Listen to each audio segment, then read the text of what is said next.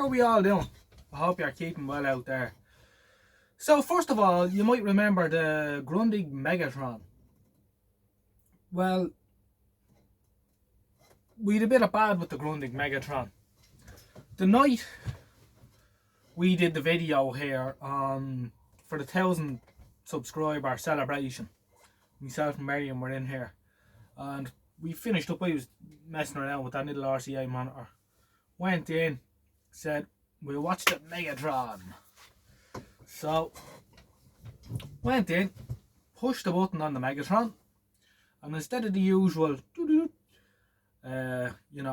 usually when you push it on, you get a red LED for 2 seconds and it does its thing and then it goes green and up she comes. That didn't happen. Instead there was a few sparky noises from inside and the LED went yellow, red and green at the same time, which wasn't good.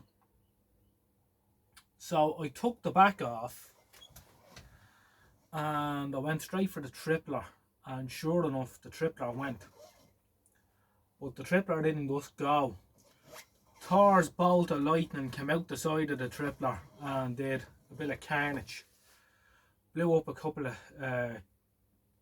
little decoupler caps off one of the lines coming off the line output transformer feeding the frame output chip. So basically, I didn't realise at the time. I ran in, funny enough, very luckily, I actually had a tripler for it. Don't ask me how. It obviously come out of John's shop, and luckily enough I kept it. The tall green tripler, an upright job. Brought that in, stuck it in, television still didn't come, and then I realised these two caps at the sides blowing out, and changed them. Still no go. So I consulted with the Oracle, John, and he said it's probably after taking out the frame output chip and probably the east-west as well. So went online, found suppliers for both of those. I think the east-west chip had to come from somewhere in Portugal.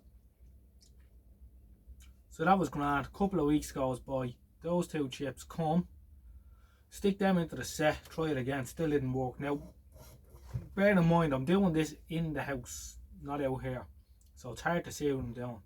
So I was talking to John, he says, well, I said to him, I'm going to take the chassis out and bring it into the shed so I can see what I'm doing. And he said, well, don't bother, bring the chassis over to me. So on my way to work, I dropped the chassis into him, and sure enough, he found that the safety resistor feeding the frame output chip had gone open circuit as well. So you replace that, and in the meantime, you might remember that I had 2 capacitors needed to be replaced on the dynamic focus board. I managed to get those after a lot of hunting down. They were hard enough to find. 1.5 nanofarad at 6 kV, and I got some WEMA, is it FMK ones? You know, the red ones. They're a good cap. So they came as well. I think they came from Egypt or something. Found them on eBay, but they landed in last week. So put the set together last night and it's working away. And now the dynamic focus is all connected up and that's working as well, so it's nice and focused across the whole screen. Now I had been, as I was going through this, I had been recording bits and pieces. I was going to make a video on it, you know, how the Megatron failed, but it was just too crap to put up, so I'm not going to bother. Tonight, however, Megatron's working. Tonight we're looking at this Pye radio, and this should be a quick one. I've done a couple of days in the past. A little number escapes me, I'm afraid now, and the sticker's gone off the inside, but let's just call it Irish Pye radio. They're a lovely little set. They work okay. So we're going to see if we can get it going. I'm going to throw caution to the wind with this one. I usually the Variac and all I'm not going to bother my arse tonight. Right. I am going to give it the beans. So I'll turn around and take the back off. I'll bring the camera in so you can see. And we will see what happens. We're missing a screw and the back's on the wrong way around. Now that's the way it was when I got it. It doesn't matter. We have inside a nice original layer of dust, which is always a good sign. We like to see that. And we can see that the good people of Telefix in Dorset Street obviously repaired this at some stage in 5-digit numbers, so probably the 70s. And the sticker's fallen off, unfortunately. However, that doesn't matter. We're going to need to put a new mains lead on it as well. Let's just see what it does. Did up one of these not last year, the year before, and I gave it to an auntie of mine down in Wexford. But yeah, they're a nice set. They've a good, strong, hardy finish on the cabinet. It's that you know, high gloss lacquer, but it seems to last well. So that's a good thing.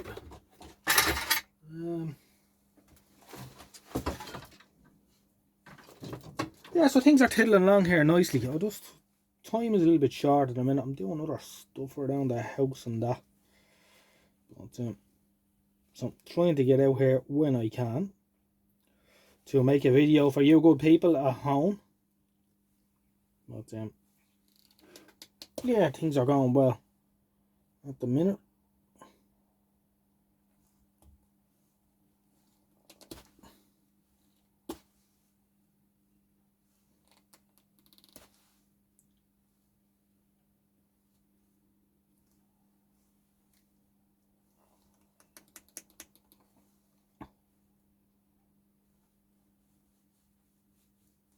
I have been thinking, and that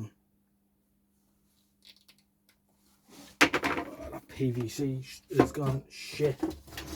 I have been thinking, and I'll take your opinions on this now, of doing a live stream. Now the technology here at the workshop isn't wonderful, but I was thinking we could do like a little Q&A thing some evening here. You can ask me a few questions if you want, or whatever, and we'll be live, and it might be a bit of crack for a half an hour. So if you think that it would be a good idea, we'll go ahead and we'll do a crack. We'll see how it works out. Now it might be a total disaster, but I now have the option to go live or whatever, so I just thought it might be a bit of crack if we can do that some evening. God, this wire is gone awful stuff altogether.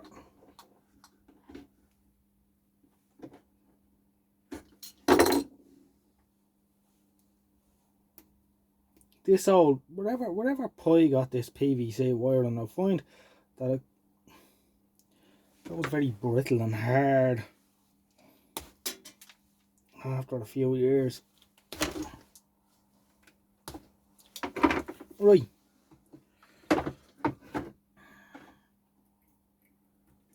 Let's see if there's any life left in the old gear. Now obviously you're not supposed to really just turn them on, but sometimes we just can't resist. Let's go long wave. That's a good start. We've even got dial lamps and all working. The 2 dial lamps are still working in it. That's a plus. Now we won't leave it going for long because we know it's going to be full of wax caps and that.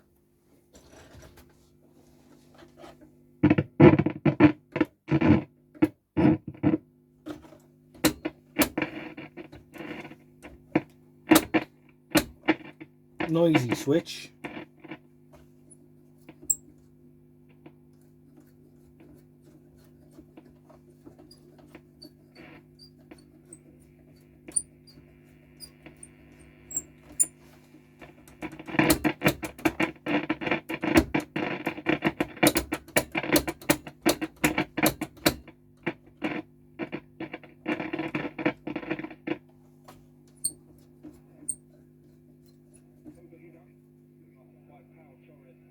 There's medium wave. We've got 5 live. 8 minutes remaining.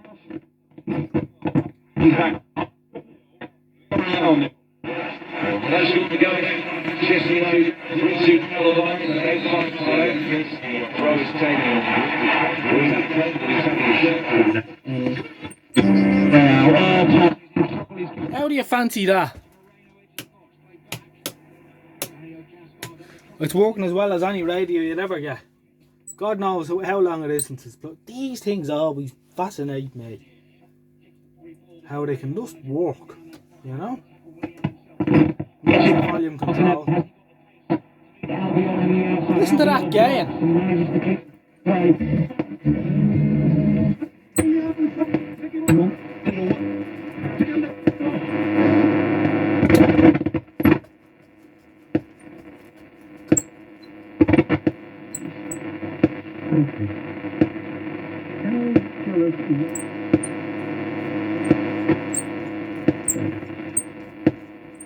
Right, that's working very well.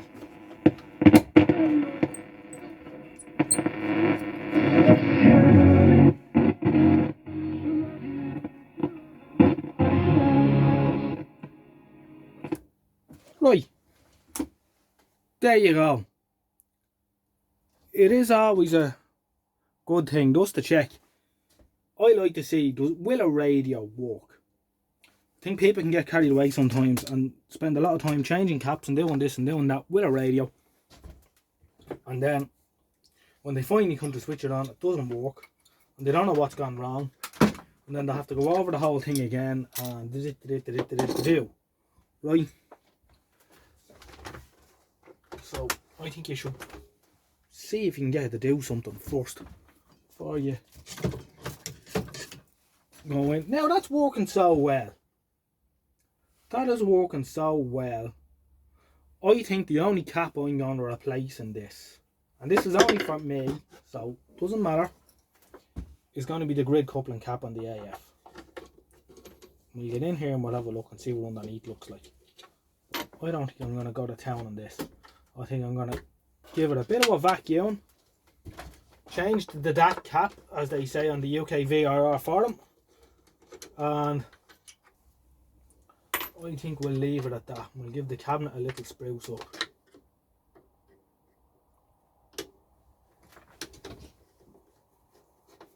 Clean the switches with a bit of magic spray.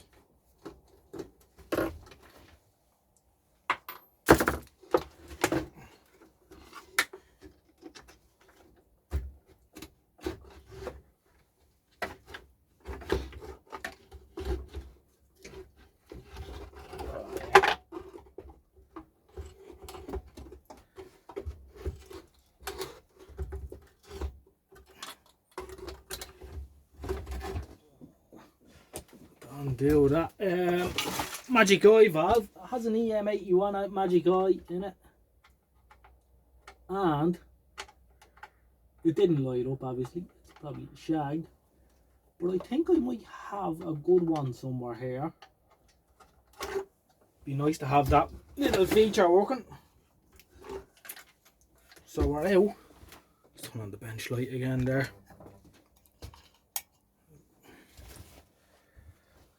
Let's flip her over. Oh yeah, she's full of those lovely Hunt's caps. Great stuff. Great stuff indeed. Simple enough radio, nothing too daunting about them. I'm not going to go near IF alignment or anything like that because we know it works and we know it's got tons of gain as it is standing there. So there's no point messing around with things that don't need to be messed around with. We're watching a few different videos on YouTube. There's you know, some people get really carried away and get stuck into the alignment, and then they're going to use it for the pantry transmitter. You know, there's not much point. Anyway, let's over the crap out of it.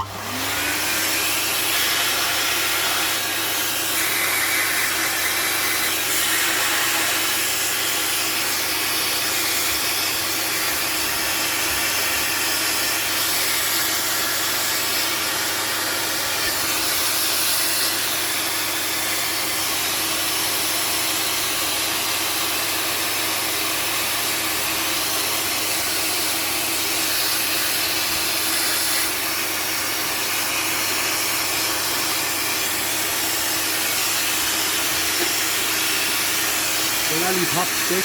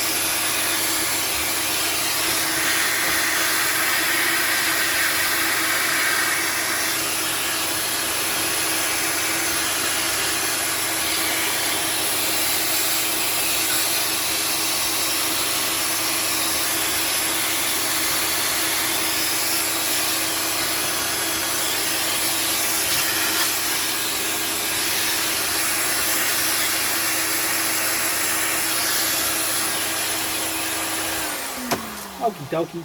We'll give it another go in a minute. We'll take the valves out, but just wanted to get the worst of the dust off it.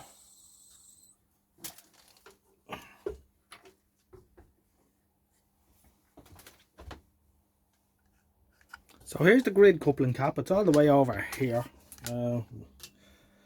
Bring this in a bit better for you. I don't think I'm ever going to win awards for being a cameraman anyway, lads, but not to worry.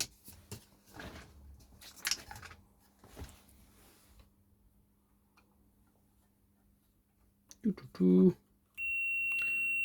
so it's over here. That's him there. So we'll change him. I'll just put the AVO meter across him to see. Is there any appreciable leakage? Some of these out Hunt's caps can actually be alright to a point.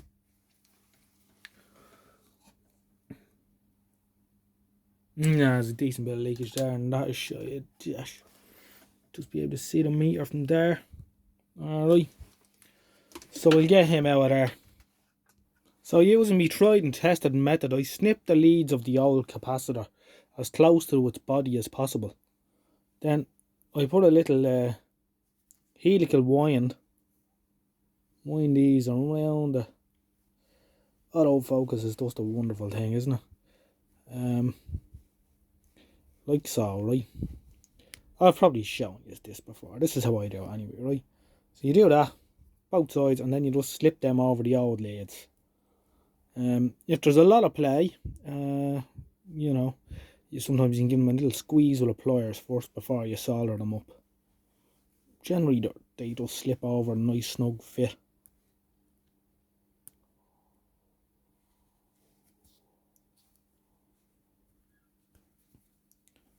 Like so. Right, new cap in. Next thing I'm going to do is tackle the mains lead. So I need to find a little bit of 2 cord if I have any.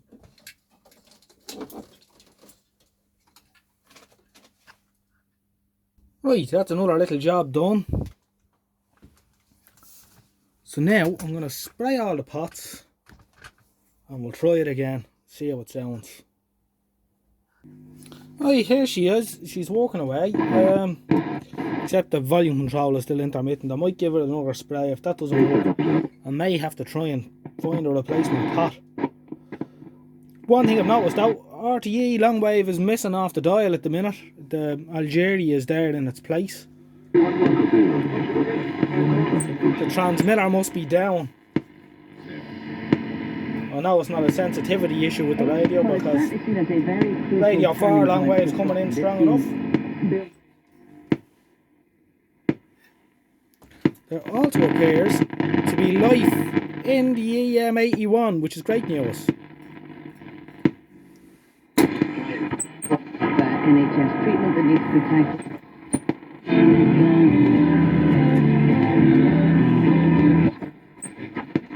Better in the squad.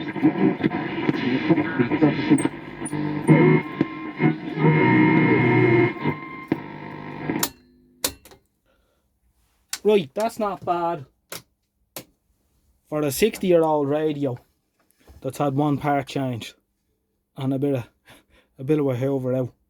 Right, I'm going to leave it at that for now. The video's gone on long enough for 20 minutes into this. So tomorrow I'll come out, I'll take the dial off, clean the dial glass, clean the plate in behind. I'll bang the knobs into the ultrasonic cleaner to get all the dirt out of the grooves. And I'll give the cabinet a little spruce up. And I'm going to leave it at that. I'm not going to do any more of that. Because it's working away quite nicely as it is. Alright, thanks for watching. And I'll catch you again in the next one. Mind yourselves out there. All the best and good night. Good luck.